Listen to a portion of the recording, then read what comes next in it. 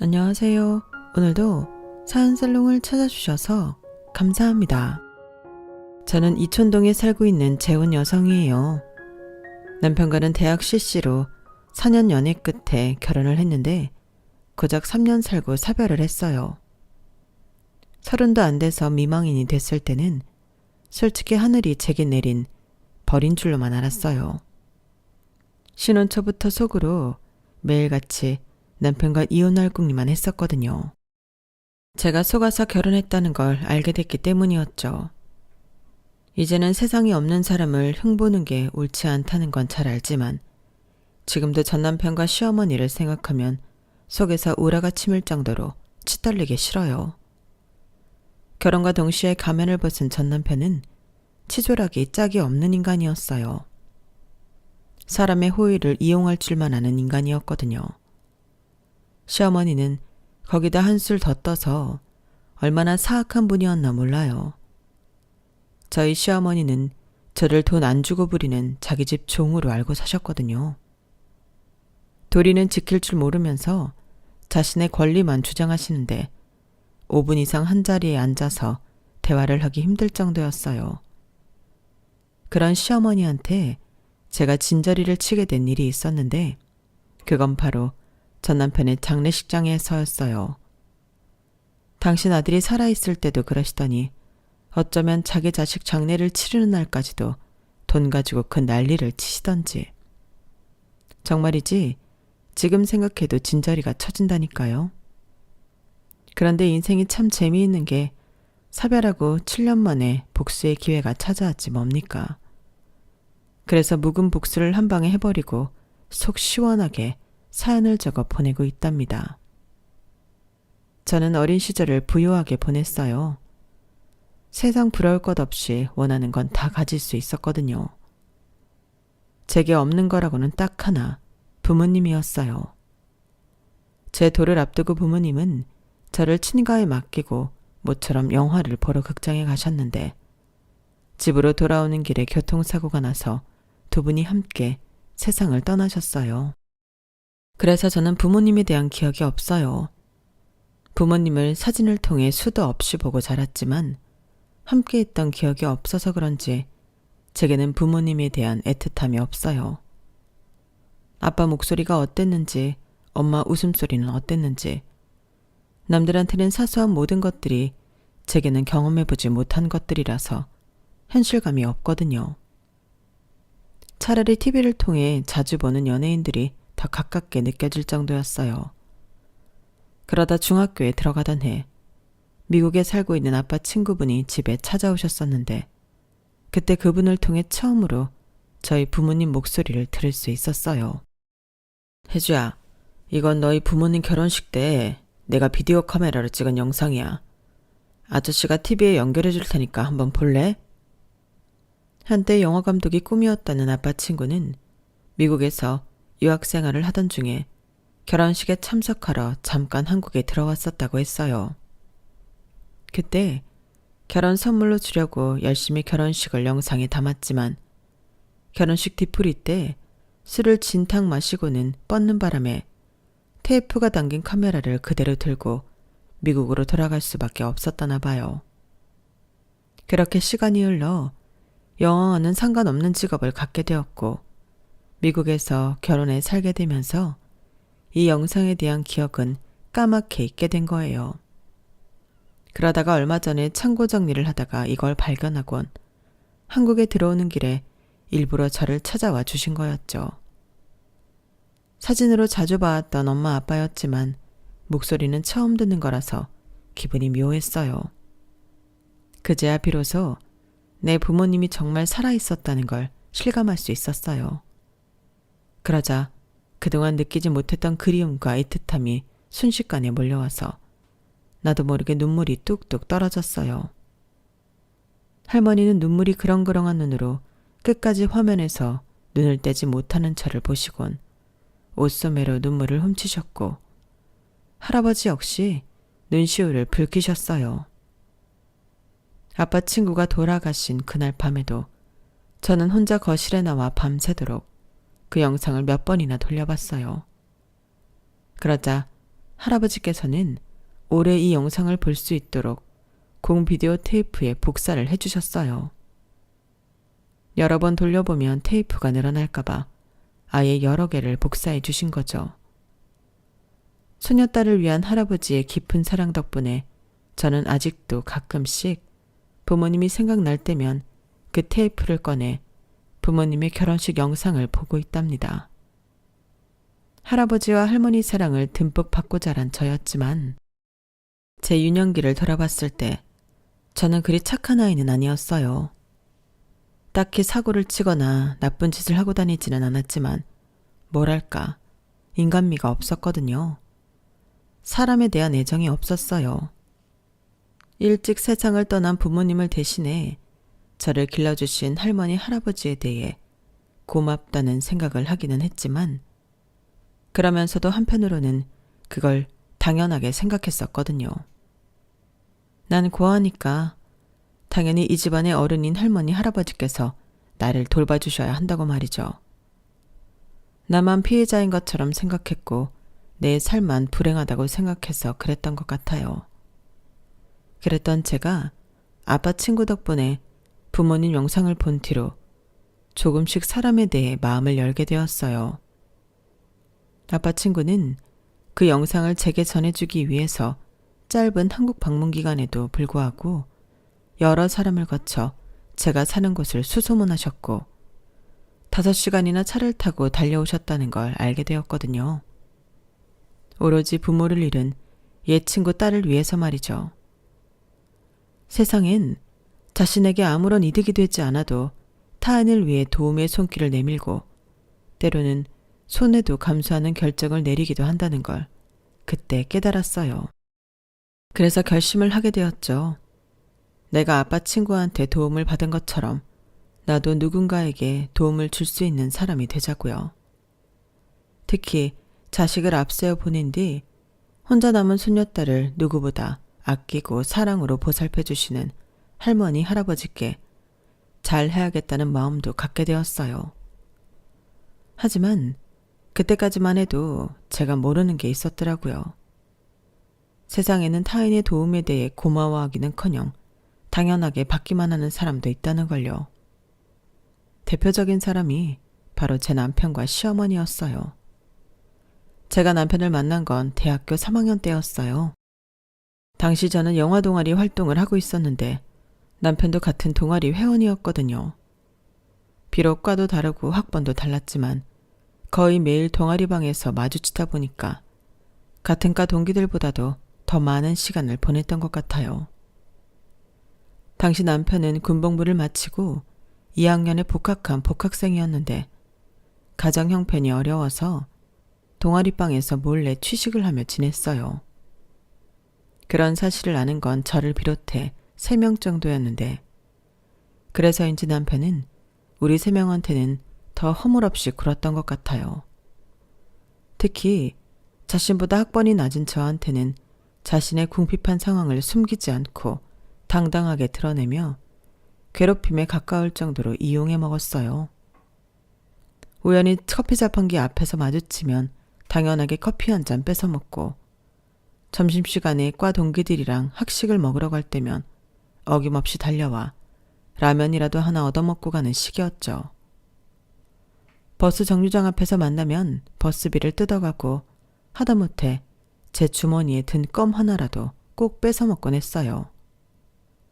다른 사람들한테는 이 정도로 집요하게 뜯어먹지 않는 것 같은데 저한테만 유독 그랬어요.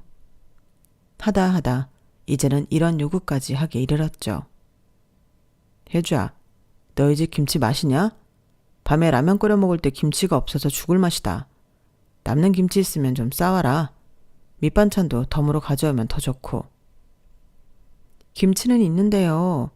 그거 들고 버스 타면 냄새 엄청 날 텐데 어떻게 가져와요? 김치야 냄새 나는 게 당연한 건데 그런다고 버스 타고 못 가져와? 그럼 내가 직접 가서 들고 오지 뭐. 오늘은 내가 가해가 있어서 안 되고 내일 나랑 같이 너희 집에 가자. 내일 4시까지 동방으로 와. 네? 저 내일 강의 없는데요. 강의 없으면 동방에서 놀고 있어. 시간 남으면 동방 청소도 좀 해주고.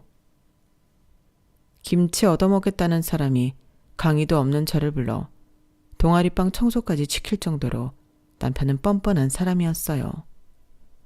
사실 그래서 저는 남편을 좋게 생각하지 않았어요. 동아리 활동할 때 돈을 내야 하는 순간엔 쏙 빠지거나 자신은 가난한 고학생이라고 어필을 해서 빠지게 있으면서도 동방에서 짜장면을 시켜 먹거나 근방에서 술을 마실 때면 제일 먼저 달려와 한자리를 차지하고 있는 모습이 너무 얄미웠거든요. 아무리 형편이 어렵다고는 해도 어떻게 말하고 행동하는지에 따라 동정심이 생기기도 하고 아니기도 한 건데 남편한테는 이상하게 동정심이 안 생기더라고요. 아마도 뻔뻔함이 지나쳐서 그랬던 것 같아요. 어쨌거나 선배 마린이 할 수 없이 강의도 없는데 시간에 맞춰 동아리방에 갔어요. 가보니 남편은 아직 강의가 안 끝났는지 동방엔 아무도 없더라고요. 그래서 자판기 커피나 한 잔 마시려고 복도로 나왔는데 남편 목소리가 들리더라고요.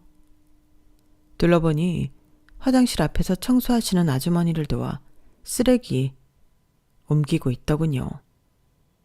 치, 나한테는 동방 청소까지 하라고 그러더니 자기는 웬 오지랖이래? 어이가 없어서 나도 모르게 입 밖으로 생각이 툭 튀어나와 버렸어요. 그런데 가만히 보니까 청소하시는 아주머니가 한쪽 팔에 깁스를 하고 계신 게 보이는 거예요. 아주머니는 연신 미안해서 어쩌라는 말을 하시며 어쩔 줄 몰라 하시는데 남편은 넉살 좋게 웃어가며 일을 해대더라고요. 이모님, 자꾸 뭐가 그렇게 미안하다고 그래요? 사람이 살다 보면 도움을 받기도 하고 도움을 주기도 하는 거지. 그게 사람 사는 세상 아니겠습니까? 아, 그런데 어쩌죠? 제가 남자 화장실 쓰레기는 다 옮겼는데 여자 화장실은 들어갈 수가 없잖아요. 이걸 어쩌지? 남편은 곤란한 표정으로 주변을 살피다가 저랑 눈이 딱 마주쳤어요. 그리고는 얼굴에 화색이 돌더니 저를 부르더라고요. 나혜주. 야, 너 잘 만났다. 너 이리 와봐. 남편의 얼굴을 보자마자 제게 뭘 시킬지 알 것 같았어요. 그래서 뒷걸음질을 쳐서 도망을 치려고 했는데 어느새 남편이 성큼성큼 걸어와 소뚜껑 같은 손으로 제 어깨를 탁 잡더라고요. 너 오늘 좋은 일 좀 해라. 그리고는 제 대답도 안 듣고 저를 끌어다 여자 화장실에 던져 넣었어요. 그리고는 밖에서 제가 해야 할 일을 설명하더군요. 강의가 없는 날이라서 기껏 차려입고 학교에 갔던 저는 그날 오지랖 넓은 남편 덕분에 학창시절에도 해본 적 없었던 화장실 청소를 땀까지 흘려가며 해야 했어요. 청소를 하느라 시간이 늦어져서 결국 저희 집에서 김치를 가져오려던 남편의 계획도 물 건너가 버렸고요. 아주머니께서는 고맙다며 남편과 제게 바카스를 한 병씩 주셨어요. 학생들 덕분에 내가 맡은 구역 청소를 잘 끝낼 수 있었어. 고마워서 어쩌지? 내가 줄 수 있는 게 이것밖에 없네. 고마워요, 학생들. 아주머니는 몇 번이나 고맙다고 인사를 하시고는 청소 카트를 끌고 가셨어요. 저는 땀으로 화장이 다 지워져서 쌩얼에 가까운 얼굴로 파김치처럼 늘어져 있었는데 하필 그 순간에 배에서 꼬르륵 소리까지 나지 뭐예요. 아, 정말 누가 보면 가지가지 한다고 했을 거예요. 그런데 그 순간 생각지도 못한 일이 일어난 거예요. 글쎄 짠돌이 남편이 저한테 그러더라고요. 나혜주, 돈가스 좋아해? 오늘 착한 일 했으니까 오빠가 우리 혜주 돈가스 사줄게. 평소 꾸질꾸질하고 뻔뻔하고 염치 없는 줄만 알았던 남편이 저더러 돈가스를 사달라는 게 아니라 사주겠다는 말을 하자 저도 모르게 이게 꿈인가 생신가 싶더라고요. 말은 사준다고 해놓고 정작 돈가스를 먹고 나올 때 지갑을 놓고 왔다거나 잔돈이 없다거나 하면서 기어이 내 지갑을 털어먹는 게 아닐까 의심을 하면서 먹느라 돈가스가 입으로 들어가는지 코로 들어가는지 모를 정도였어요. 그런데 다 먹고 나니까 정말 남편이 카운터로 가서 2인분 가격을 지불하지 뭐예요. 너무 놀라서 이 사람이 미쳤나 하는 생각까지 했다니까요. 그런데 그게 끝이 아니었어요. 저를 버스 정류장까지 데려다 주고는 1,000원짜리 한 장을 손에 쥐어 주지 뭐예요. 오늘 나 때문에 고생했는데 마음 같아선 택시 태워 보내주고 싶지만 내 사정이 그 정도는 아니거든. 버스비야. 남는 건 아이스크림 사 먹어. 사람이 죽을 때가 되면 변한다고 하잖아요. 그날 남편을 보면서 저는 그런 생각마저 들더라고요. 이 사람이 혹시 시한부 판정이라도 받은 건가 하고 말이죠. 그런데 그동안 미안했다. 내가 워낙 없이 살아서 돈 있는 놈들한테 무시를 당해서 그런가 부자들만 보면 배알이 꼬이고 삐딱선을 타게 되거든. 군 제대하고 반년을 죽어라 이래서 번 돈으로 겨우 복학을 할 수 있었어. 월급이 하루만 늦었어도 등록 날짜를 못 맞추는 거라서 얼마나 마음 졸였는지 몰라. 당일 받은 월급까지 탈탈 털어서 등록금 맞추고 나니까 하숙집 구할 돈도 안 남더라고. 반년을 벌었는데 말이야. 그렇게 힘겹게 돌아온 대학에서 첫 강의 날 교문 앞에서 널 봤어. 기사 딸린 차를 타고 내리더라. 얼굴엔 근심 하나 없이 세상 맑아 보이고 입고 있는 옷이며 가방도 꽤나 비싸 보이더라. 속으로 그랬지. 저런 애는 무슨 복을 타고 나서 저러고 사나. 솔직히 부러웠다. 그런데 그런 너를 동아리방에서 마주친 거야. 하숙집 구할 돈도 없어서 동방에서 도둑잠 자는 처지에 기사 딸린 차를 타고 학교에 다니는 너를 보니까 괜히 심통이 났어. 그래서 더 괴롭혔다. 차라리 네가 성격도 거지 같고 싸가지라도 없었으면 괴롭히면서도 자기 합리화를 했을 텐데 이건 참 순애도 너무 순한 거야. 이래서야 괴롭히면서도 내가 더 미안해지잖아. 오늘만 해도 그래. 선배 같지도 않은 게 김치 좀 달라 그런다고 강의도 없는 게 학교는 왜 오냐? 왔으면 김치나 주고 말 것이지. 하란다고 화장실 청소까지 하면 어쩌냐고. 그야 선배가 하라 그랬으니까 청소하시는 아줌마가 안 됐기도 하고. 그게 문제란 거야. 네가 왜 그딴 것까지 신경을 쓰냐고. 그냥 미친놈이 지랄한다 생각하고 쌩 까면 되지. 그래서 선배가 하고 싶은 말이 뭐예요? 내가 선배 말 잘 들은 게 잘못했다는 거예요? 뭐예요? 아니 그게 아니라 고맙고 미안하다는 거지. 평소와는 달리 그날 남편의 모습은 사랑 고백하려는 여학생 앞에서 수줍음을 타는 남학생처럼 무척이나 귀여워 보였어요. 이런 사람이 그동안 저를 이유 없이 괴롭혔던 그 선배라는 게 믿어지지 않을 정도였죠. 그래서 말인데 앞으로는 조심해. 세상에 너처럼 착한 사람들만 사는 게 아니야. 어떻게든 너를 이용해 먹고 네가 가진 거 하나라도 더 뺏으려고 혈안이 된 인간들이 많다는 걸 기억하란 말이야. 선배처럼요? 그래, 나처럼. 남편은 그제야 피식 웃고는 커다란 손바닥으로 제 머리를 쓰다듬어 주었어요. 그 바람에 저는 온몸에 털이 삐죽 솟는 기분이 들었어요. 그날 집에 돌아온 뒤에도 제 머리 위에 남편 손이 얹혀져 있는 기분이 들어서 얼굴이 자꾸 화끈거리고 헛웃음이 나고 그랬어요.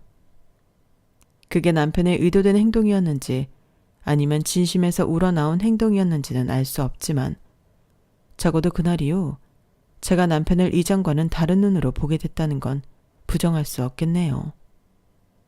남편은 약속대로 전처럼 저를 괴롭히지 않았어요. 커피 자판기 앞에서 만나도 제 손에 들린 커피를 낼름 집어가는 일도 없고 학생 식당에서 마주쳐도 밥 사달라는 말이 아니라 점심 맛있게 먹으라는 말을 하고 지나갔거든요. 이제야 비로소 모든 게 제대로 돌아온 거였지만 이상하게도 저는 이런 상황이 더 불편하고 싫더라고요. 차라리 내가 뽑은 커피를 당당하게 뺏어서 먹고 제 주머니를 뒤져 껌을 뺏어가고 학생 식당에서 라면 사달라고 조르던 그 남편이 그리울 정도였어요. 괜히 가만히 있는 사람 흔들어서 자기한테 시선이 가게 만들어 놓곤 이제 와서 없던 일로 하자는 식으로 저랑 거리를 두는 게 무척이나 야속했거든요. 여름방학 내내 남편 생각으로 머리가 복잡했던 저는 이렇게는 안 되겠다 싶어 개강하면 바로 남편한테 찾아가 따지라고 했어요. 어떻게든 관계를 확실히 하자고 하려고요. 그런데 개강날 동방에 가보니 남편 짐이 싹 치워지고 없지 뭐예요. 그래서 선배한테 혹시 남편이 하숙집에 들어갔냐고 물었더니 아, 명수 휴학했어. 어머님이 다치셔서 명수가 대신 과수원 일을 해야 한다나 봐. 아버지도 안 계신데 고등학교 다니는 동생도 둘이나 있으니 명수 그 자식 입장에선 나 몰라라 할 수 없잖아. 에휴, 방학 내내 땡볕에서 막노동 뛰면서 등록금 번다고 난리 쳤는데 결국엔 그 돈 고스란히 어머니 병원비로 들어갔지 뭐. 다음 학기엔 제대로 복학할 수 있을는지도 모르겠다. 없는 살림엔 돈 나가는 구멍이 수시로 뚫리는 법이니까. 돈 많은 할아버지 밑에서 살면서 한 번도 돈 때문에 어려움을 겪어보지 못했던 저로서는 남편이 처한 상황을 100% 공감하기 힘들었지만 그래도 그 나이에 감당하기 힘든 일이라는 건 알 수 있었어요. 그래서 어떻게든 도와주고 싶다는 생각이 들더라고요. 평소라면 마음이 그렇다 해도 제가 나서서 뭘 해보겠다는 생각을 안 했을 텐데 그때는 어디서 그런 용기가 났던 건지 무작정 남편 고향집을 찾아갔지 뭐예요. 택시를 타고 마을 어귀에서부터 수시로 동네 사람들한테 길을 물어가며 남편이 일한다는 과수원으로 찾아갔어요. 듣기로는 어머님이 혼자 운영하시는 과수원이라고 했는데 막상 가보니까 어머님은 과수원 주인이 아니라 그곳에서 일을 하는 인부였더라고요. 하긴 과수원을 운영할 정도의 집이라면 그렇게 돈이 쪼들려 살지 않았겠죠. 느닷없는 제 방문에 남편은 무척이나 놀라했어요. 그도 그럴 게 남편과 제가 그리 친한 사이도 아니었으니까요. 거기까지 갈 때만 해도 거침이 없었던 저는 정작 남편을 마주하자 입도 떨어지지 않았어요. 그건 남편의 첫마디 때문이었죠. 나해줘, 네가 여긴 왜 왔어? 그곳까지 가면서도 왜? 라는 질문을 스스로한테 해보지 않았던 탓에 저는 말문이 막혀버렸어요. 사실 저도 왜 거기까지 갔는지 잘 몰랐거든요. 그런데 힘든 노동 탓인지 아직 수그러들지 않은 무더위와 땡볕 탓인지 새까맣게 타서는 온몸이 땀에 흠뻑 젖은 남편을 보니까 눈물부터 나지 뭐예요. 제 눈물에 놀란 남편은 어쩌지도 못한 채 목에 두르고 있던 수건을 제게 건넸어요. 수건을 받아 눈물을 닦으려는데 순간 정신이 확 들더라고요. 이미 축축하게 젖어있던 수건에서 땀 냄새가 났거든요. 그래서 얼른 손으로 코를 막았더니 남편이 그 모습에 깔깔대며 웃는 거예요. 야, 사람 일 울리든 웃기든 하나만 해. 어쨌든 눈물 그쳤으면 됐다. 잠깐 기다려, 땀 좀 씻고 올게. 비누 냄새를 폴폴 풍기며 돌아온 남편은 이 먼 데까지 어떻게 왔냐고 물었어요. 그래서 동아리 선배한테 사정을 다 들었다는 것과 아직 추가 등록 기간이 남아있으니 등록을 하라고 했어요. 돈은 제가 빌려주겠다고요. 그랬더니 너 괜한 헛걸음 했네. 실은 큰아들께서 도와주시기로 했어. 우리 집 사정이 하루 이틀 사이에 좋아지진 않을 텐데 차라리 하루빨리 졸업해서 제대로 된 직장 다니면서 돈을 버는 게 나을 거라고. 이번 학기 학비랑 엄마 팔이 다 나을 때까지 생활을 도와주시겠대.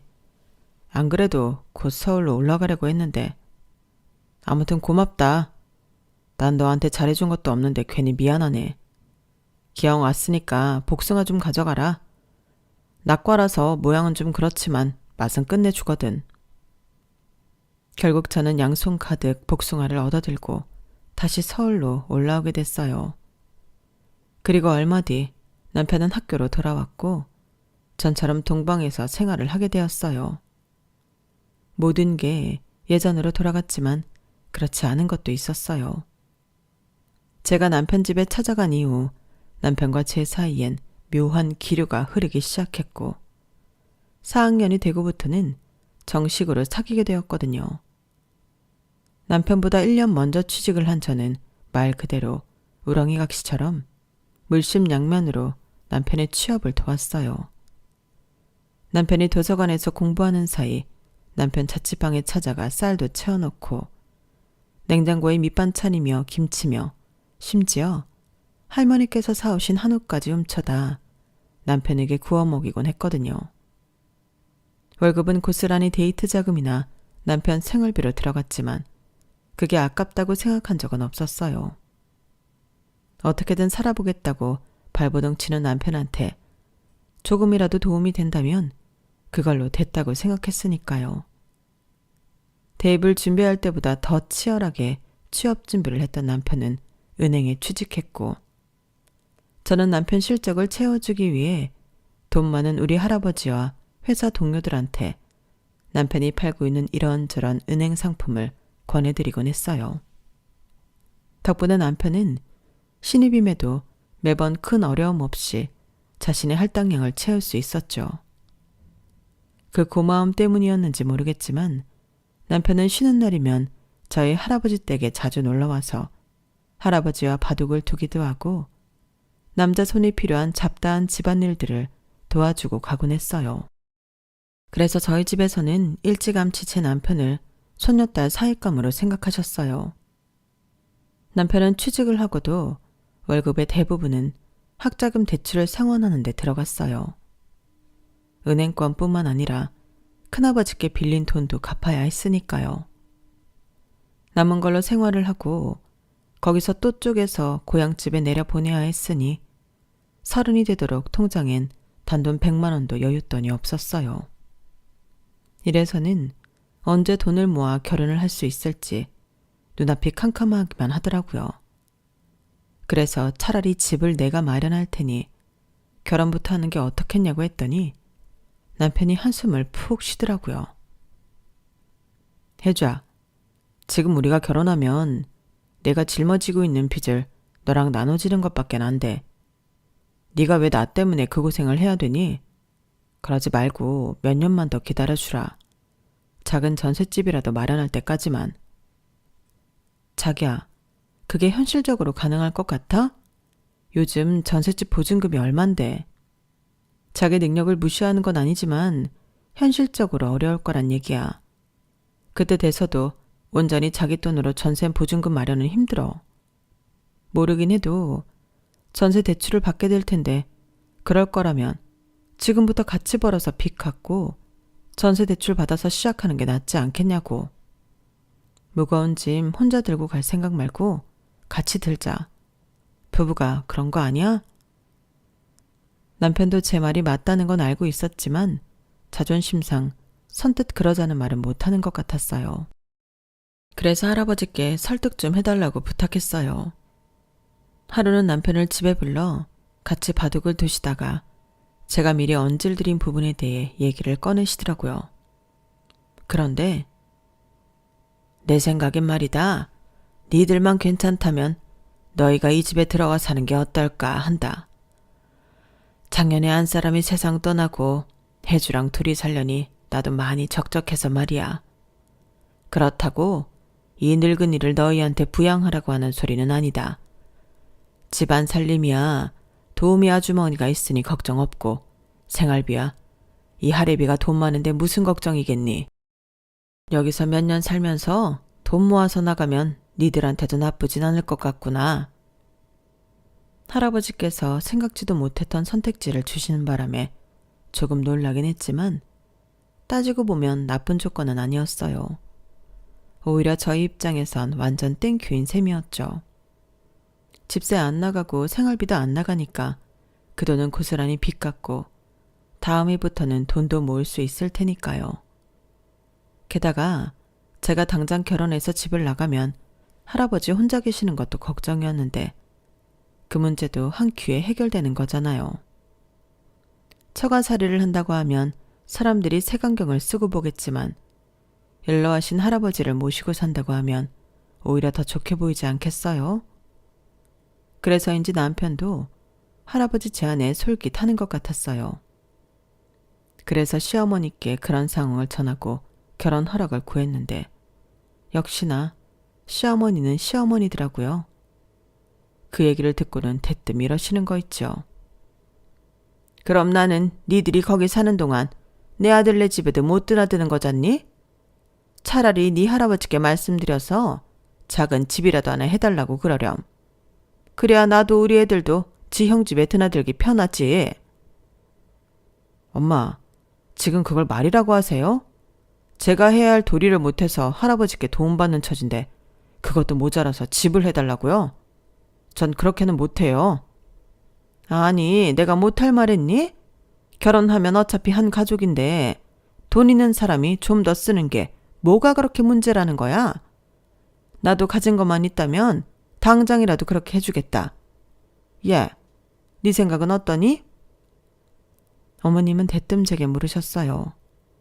하지만 이건 제 뜻을 듣고 싶은 게 아니라 닥치고 내 말에 동의하라는 무언의 압력 같더라고요. 하지만 어머님 기분 맞춰드리느라 할아버지께 부담을 드릴 수는 없었어요. 저도 명수 씨랑 같은 생각이에요. 그리고 비록 할아버지 댁이지만 집이 워낙 커서 어머님이랑 명수 씨 동생들이 찾아와도 쉬다 가실 수 있을 거예요. 그리고 저희가 평생 할아버지 댁에 살 것도 아니고 집 구할 또 마련할 때까지만 신세를 지는 거니까 이번 일은 어머님께서 져주시면 안 될까요? 너 지금 니네 할아버지 집이 크다고 자랑하는 거니? 네 눈에는 돈도 없는 시어머니는 어른으로도 안 보이는 거야? 뭐? 져줘? 내가 왜 너한테 져줘야 하냐고. 애초에 네가 네 할아버지 모시고 살 생각으로 뒤에서 우리 명수 조종한 거 내가 모를 줄 아니? 결혼도 하기 전부터 어디서 잔머리를 굴려?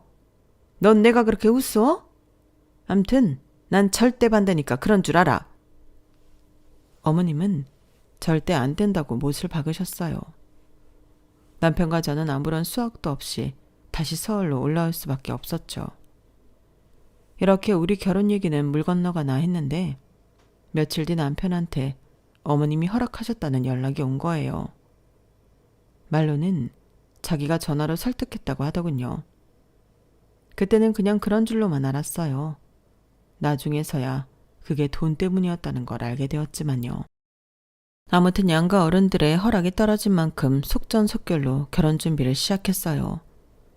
서둘러 예식장을 잡고 제가 쓰던 방에 침대 정도만 바꾸고 시작한 신혼이라 돈이 든 것도 별로 없었어요. 그나마도 할아버지 지인분들이 많이 오신 덕에 축의금이 꽤 들어와서 그걸로 결혼 비용은 충당할 수 있었어요. 신혼여행 비용까지 모든 비용을 제하고도 오히려 돈이 남았으니 완전 남는 장사였죠. 그런데 신혼여행을 마치고 시댁에 인사를 갔더니 어머님이 대뜸 축의금 얘기를 꺼내시더라고요. 예, 그날 보니까 너희 쪽 손님이 꽤 들었더구나. 우리가 양보해서 서울에서 식을 올렸으니 망정이지. 너희가 대구까지 내려와야 했으면 그 돈 다 날아가는 거 아니었겠니? 그러니까 거기에 대한 일종의 보상금을 좀 줬으면 한다. 서울서 식을 올리는 바람에 우리 쪽 지인들이 많이들 못 갔으니 하는 소리 아니니. 많이는 안 바란다? 딱 3분의 1만 다오. 네?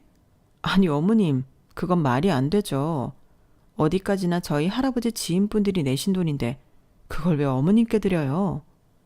그리고 서울까지 오시는 차편이랑 차에서 드실 밥이랑 간식까지 저희 쪽에서 다 챙겨드렸잖아요. 그 정도면 저희도 할 만큼은 했다고 생각해요.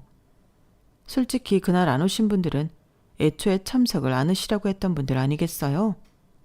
그런데 그분들은 몫이 축의금까지 계산에 넣으시면 안 되죠. 게다가 신랑 쪽 식사 비용도 저희 할아버지께서 다 내주셨잖아요. 예, 그게 얼마나 한다고 그러니?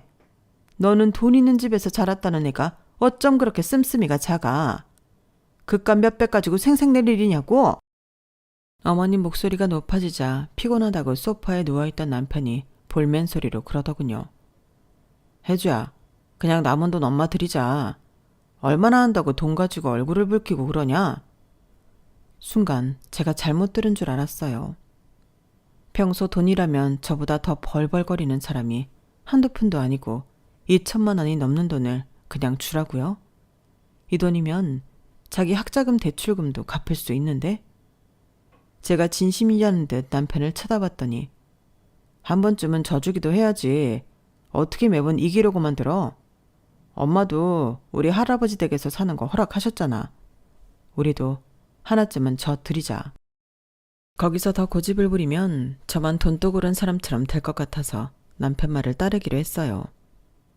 어차피 그 돈은 우리 계획에 없던 돈이기도 했으니까요. 남편 말대로 한번 져드린다고 크게 달라질 건 없다고 생각했어요. 그런데 그날 이후 제가 맡은 건 매번 지는 역할이라는 걸 알게 되었지 뭐예요. 애초에 남편이 어머님을 설득했던 것도 결론은 돈이었어요. 기왕 있는 집에 장가갔으면 한몫 제대로 챙겨야 하지 않겠냐. 그러기 위해서는 돈 지고 있는 할아버지 옆에 있는 게 제일 빠르고 확실한 방법이다. 남편이 어머님을 설득한 말이었어요. 그것도 모르고 저는 남편이 연로하신 할아버지 생각해서 모시고 살 생각을 하는 줄 알았으니 제가 참 바보 같았던 거죠. 결혼하고 몇 달간은 사실 회사 일로 정신없이 바빠서 다른 데에 신경 쓸 겨를이 없었어요. 그래도 다행인 건 집안일을 해주시는 도우미 아주머니 덕분에 집안일에서 해방이 됐다는 것과 제가 자란 집이기 때문에 익숙하고 편했다는 거였어요. 그래서 남편이 무슨 생각을 하는지 굳이 알아채려고 노력하지 않았는데 그러다가 한 번에 쾅 뒤통수를 맞게 됐어요. 아무래도 남편이 은행원이기 때문에 저희 부부의 월급 관리는 남편이 도맡아 하고 있었어요. 각자 버는 돈에서 자신이 쓸 용돈과 약간의 공동생활비를 제외하고는 남편이 우리한테 잘 맞는 예적금으로 돈을 모으고 있었거든요. 그래서 매달 아무 의심 없이 남편 계좌로 월급을 이체하곤 했어요. 그런데 하루는 남편이 저 몰래 시어머니와 통화하는 걸 듣게 된 거예요. 엄마, 그 돈 딱 일주일만 쓰고 줘야 돼. 해주고 알면 난리 난다고. 걔는 내가 지금까지 우리 월급 받은 거 잘 불리고 있는 줄 안단 말이야. 저번처럼 돈 못 갚는다고 그러면 내 선에서 처리할 방법이 없어. 꼭 약속 지켜야 돼. 안 그럼 나도 더는 안 빌려줘. 일부만 엿들은 통화였지만 내용을 파악하는 건 어렵지 않았어요. 남편은 그동안 저 몰래 어머님께 우리 부부의 공동 자금을 빌려줘 왔고 그중엔 못 받고 뜯긴 적도 있다는 것. 그럼에도 이번에도 또 돈을 빌려주려 한다는 거였죠. 저는 남편이 통화를 마치는 걸 기다렸다가 조용히 다가가 물었어요. 어머님한테 돈 빌려드리려고? 그러자 남편이 흠칫 놀라더군요. 그러다가 이내 평정심을 유지하곤 부탁 전화만 받았을 뿐 빌려줄 생각은 없다고 하지 뭐예요. 제가 다 들었는데 말이에요. 아무래도 남편을 믿을 수가 없어서 그동안 모은 돈 내역을 보자고 했어요. 그랬더니 남편이 자기를 못 믿는 거냐고 길길이 뛰기 시작하더라고요. 찔리니까 괜히 목청만 높이는 게 더 수상해서 집요하게 물었더니 결국엔 이실직고를 했어요. 그런데 현재 수중에 남아있는 돈이 얼마 안 되지 뭐예요. 지금까지 모은 돈의 대부분이 어머님께 빌려드린 이후 복구가 안 된 거예요. 한마디로 사라져버린 거죠. 출처는 다름 아닌 시댁이었어요. 과수원 일을 다니고 때때로 과일 판매까지 해야 해서 트럭이 필요했다는 거예요. 그래서 수동생 앞으로 트럭을 한 대 뽑아줬다고 하더군요. 아니, 그런 걸 왜 나한테 말 안 했어? 적어도 상의는 했어야지. 거기엔 내 월급도 들어가 있는 거잖아. 게다가 지난번에 빌려준 건 받지도 못했다며? 그런데 왜 또 빌려주는 건데? 저로서는 정당한 권리 행사였는데도 남편은 오히려 짜증을 내면서 삐딱하게 나오더라고요.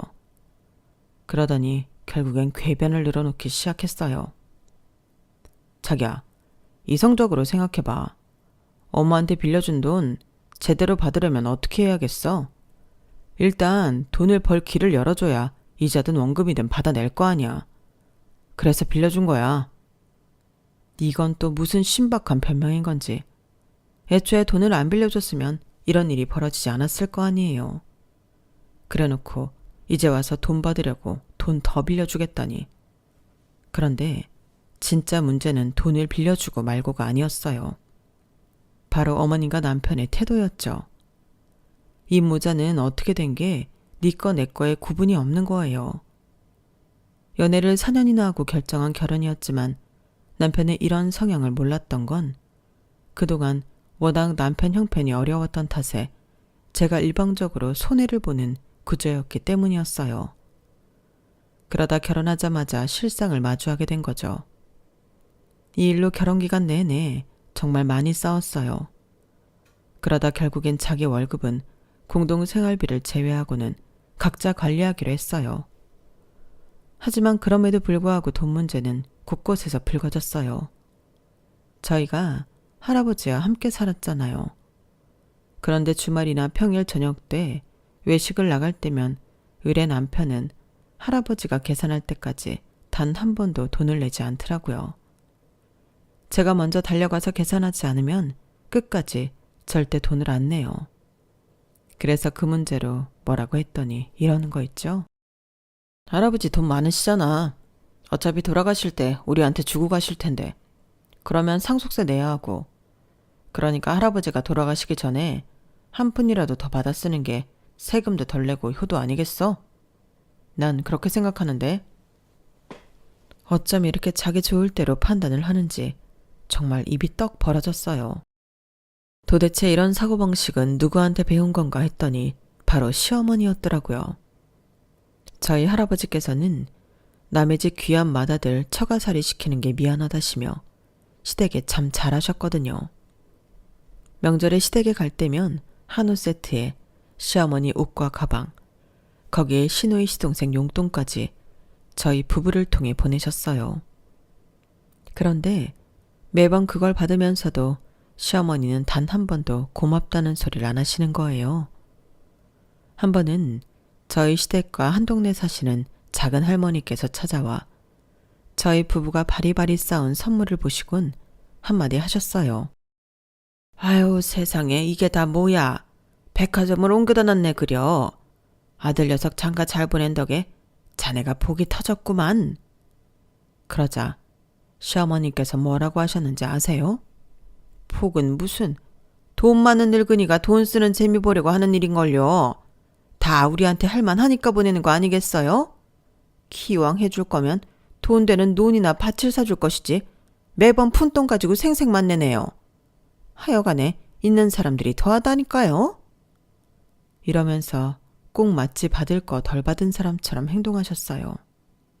그런데 어머님의 이런 말들은 따지고 보면 죄다 틀린 말이었어요. 어머님은 저희 할아버지가 푼돈 가지고 생색만 낸다고 하셨지만 실상은 달랐거든요. 사실 저희 부부가 결혼하기 전까지 저희 시댁은 마을에서 유일하게 땅 한 평 가진 게 없는 집이었어요. 그러니 집성촌에 살면서 일가 친척들한테 늘 무시만 당하고 살아왔었죠.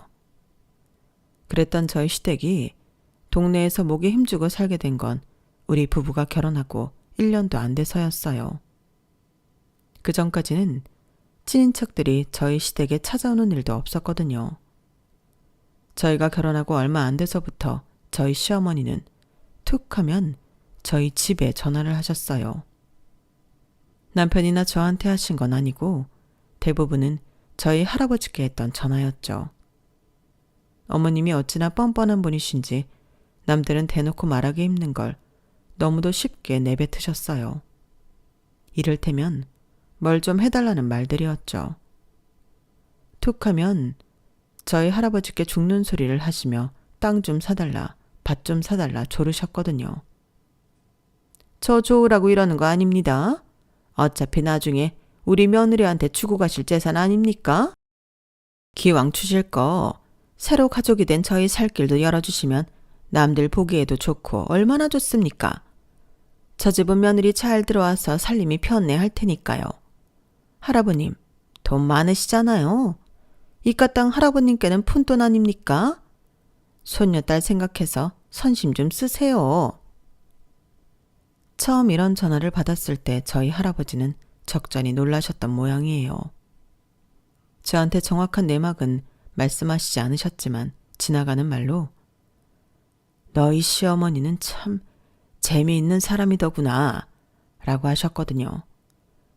지금껏 살아오시면서 그렇게 대놓고 뻔뻔한 사람은 처음이셨기에 그런 말씀을 하셨던 것 같아요. 어찌됐건 덕분에 저희 시댁은 제가 시집온 이후에는 동네에서 땅을 제일 많이 가진 집이 되었어요.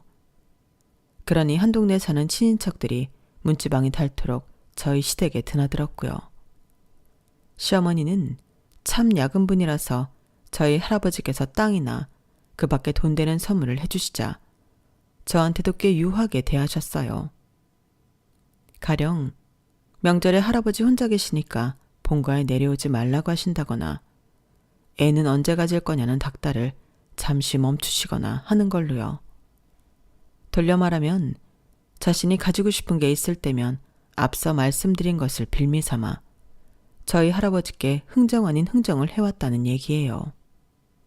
그건 남편도 마찬가지였어요. 결혼 전에는 저희 할아버지한테 그렇게 잘하던 인간이 결혼 후에는 할아버지가 자신한테 도움을 주실 때만 여우같이 싹싹하게 굴었거든요. 남편과 살았던 3년 동안 한마디로 남편과 시어머니는 저희 할아버지 돈에 따라 자신들의 도리를 했던 것 같아요. 그러다 할아버지께서 노환으로 몇 번이나 응급실에 실려가시는 상황이 발생했고 결국 요양병원에 들어가시게 되자 드디어 민낯을 드러내기 시작하더군요. 자기가 필요한 게 있을 때는 저희 할아버지께 늘 자신을 하나뿐인 손주 사위라고 떠들던 인간이 정작 할아버지가 요양병원에 들어가시고부터는 거들떠도 안 보더라고요. 호랑이 없는 잔치에 여우가 왕이라고 저희 할아버지 집에서 자기가 주인 행세하기 바빴거든요. 그때부터였어요. 시어머니와 시노이 시동생이 툭 하면 서울에 올라와 저희 집에서 살다시피 했던 건요. 하루는 할아버지가 계신 요양병원에 면회를 갔다가 돌아왔는데 남편과 시어머니가 거실에서 과일을 먹으며 그런 소리를 하더라고요. 일단은 영감이 죽기 전에 재산 목록부터 만들어놔. 그냥 네 앞으로 상속해주고 가면 딱 좋겠구만. 나중에 네 명의로 돌리려면 돈도 들고 골치 아프잖니. 그래도 그동안 시골에 네 앞으로 땅을 많이 사놔서 다행이지 뭐냐? 넌 엄마 잘 둔 줄이나 알아. 나나 되니까 발빠르게 네 몫부터 챙겨둔 거지? 다른 사람이었으면 그렇게 못했다? 하여간 엄마는 얼굴에 철판을 제대로 깔았다니까. 할아버지한테 땅 사달라는 말을 어떻게 그렇게 잘해? 엄마네 할아버지도 아닌데. 가끔은 내가 들어도 얼굴이 화끈거리더라니까. 내가 나 좋자고 그랬냐? 다 내 새끼들 주머니 채워주려고 그런 거지. 그래도 내가 그렇게 해둔 덕에 세금도 덜 내고 얼마나 좋니? 영감이 죽기 전에 이 집이랑 건물도 네 명의로 돌려놓으면 좋은데. 거기까지 들은 것도 충격이었는데 진짜 충격은 그 뒤였어요. 야, 근데 너 과수원 집 선영이랑 아직도 만나니? 걔 이혼하고 과수원 내려와 있는 거 보고 내가 아주 시겁했다니까. 그러다가 네 처가 명절에 집에 왔다가 니들 사이 눈치라도 채면 어쩌나 싶어서. 아, 그래서 엄마가 우리 보고 명절에 집에 내려오지 말라고 했던 거구나. 하여간 우리 엄마 눈치 하나는 빠르다니까. 나 선영이랑 잘해보려고. 할아버지 돌아가시면 1, 2년 안에 유산 정리해서 챙길 거 챙기고 해주랑은 끝낼 생각이야. 애초에 선영이가 시집만 안 갔어도 얘랑은 사귈 생각도 없었는데 어쩌다 보니 결혼까지 한 거잖아. 선영이도 이혼 딱지 붙었으니까 선영이 아버지도 이젠 나 반대하지 않을 거 아니야. 이젠 우리 집도 예전처럼 자기들한테 꿀리는 처지도 아니고. 아, 이번 생엔 선영이랑 한번 살아보고 싶었는데 일이 되려는 이렇게 또 되네. 우리가 인연은 인연인가 봐. 이놈아, 네 처 앞에서는 절대 들키지 마. 그게 순딩이 같아도 바람난 남편 앞에선 어떻게 변할지 모르니까. 그날 모자의 대화를 몰래 듣지 않았다면 저는 지금쯤 할아버지 유산은 다 뺏긴 채 남편한테 버림받은 충격으로 폐인이 돼 있을지도 모르겠네요. 그런데 인생이 그렇게 나쁜 놈들 좋은 방향으로 흐르지는 않더라고요. 저희 할아버지보다도 제 남편이 먼저 황천길을 떠났거든요. 다른 것도 아니고 저 몰래 내연녀랑 드라이브를 가다가 마주 달려오던 덤프트럭에 치여 두 사람 모두 직사한 거예요. 남편 말대로 둘이 인연은 인연이었던가 봐요. 한날 1시에 죽었으니 말이에요. 이미 남편에 대한 배신감에 이혼 전문 변호사와 상담까지 마친 상태였던 저는 그게 앞서 생각지도 않은 결자해지 상황에 웃어야 할지 울어야 할지 행복한 고민에 빠졌지 뭐예요. 그런 저와는 달리 저희 시댁은 말 그대로 초상집 분위기였어요. 그동안 저희 할아버지를 통해 땅을 사들이기는 했지만 어디까지나 그 명의가 어머님이 아닌 제 남편 앞으로 되어 있었거든요. 그러니 시댁은 아주 난리가 난 거죠. 거기다 웃긴 건 남편과 남편 내연녀가 같은 장례식장 1호와 2호에서 동시에 상을 치렀는데 그러다 보니 동네 사람들 사이에서 둘 사이에 대한 얘기가 퍼지기 시작했다는 거예요. 가정에 있는 놈이 바람핀 게 잘못이라는 사람, 이혼녀 주제에 가정 있는 남자한테 꼬리친 여자가 잘못이라는 사람, 양갈래로 편이 나눠지면서 술자리에서 고성이 오갔고 그 바람에 종국에 가서는 양가 부모가 머리채를 잡고 개싸움까지 벌이고 말았어요. 이 사람들 눈에는 남편 잃은 며느리는 보이지도 않는 것 같았어요. 그러지 않고서야 어떻게 제 앞에서 남편의 내연녀에 대한 말을 스스럼 없이 꺼낼 수가 있대요. 뭐 그마저도 저는 크게 신경 쓰지 않았지만요. 그렇게 우여곡절 속에 장례가 끝이 났고 장지로 가는 날이었어요. 그런데 시어머니가 장례식장 정리도 하기 전에 저한테 그러시지 뭐예요. 야, 어떻게 된 게 네 남편 장례식인데 너희 집안 사람들은 코빼기도 안 보이니? 사람들이 어떻게 이럴 수가 있냐고. 어머님, 오히려 다행 아닐까요? 어머님 아들이 내연녀랑 한날 1시에 죽었다는데 그게 알려져서 좋을 게 뭐예요. 괜히 죽은 사람 욕만 더 먹게 하는 거죠. 그러니까 너무 서운해하지 마세요.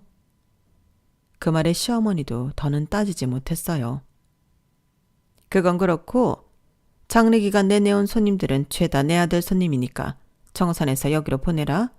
내 계좌번호다. 바로 입금해 드릴게요.